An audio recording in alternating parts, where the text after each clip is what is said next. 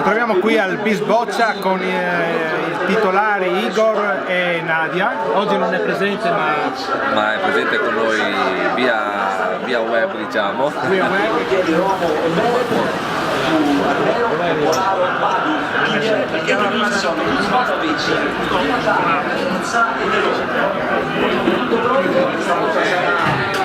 Si avanti un po',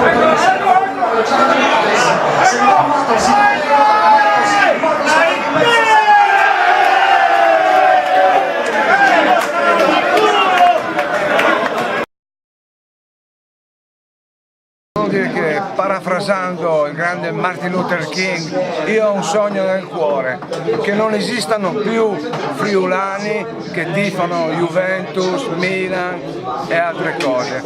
Friulano vero deve essere il friulano bianco-nero. Allora, siamo alla fine del primo tempo, l'Udinese vince. Sì, abbiamo acceso anche le torce. Benissimo, speriamo che lui Oggi festeggi il compleanno. oggi festeggia il compleanno, speriamo in una vittoria, così sarebbe il regalo più grande per me.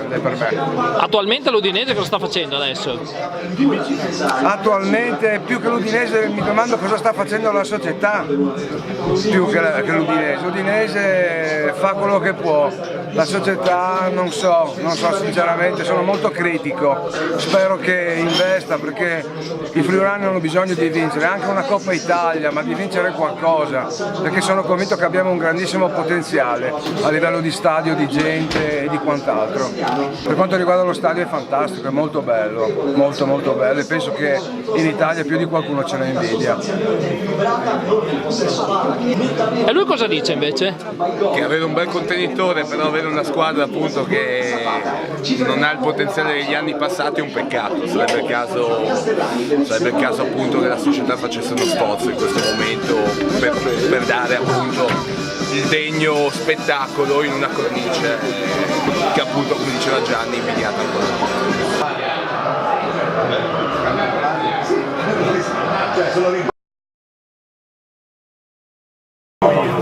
Well, we support Udinese and we always will support Udinese and been drinking for the team's win. Je suis supporter de l'Udine. Vive Udine! Bravo.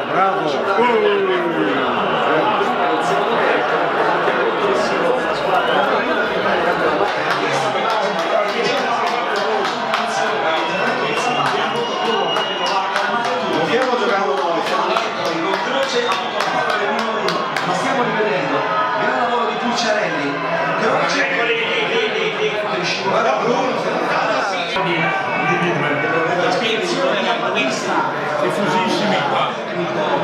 Siamo qui con Monica alla fine del primo tempo per festeggiare il compleanno di Patrizia e ovviamente anche festeggiare un gol finalmente dato dall'Udinese in trasferta. Quest'anno è fortissimo in trasferta. Ma diciamo che non è andata né bene né male.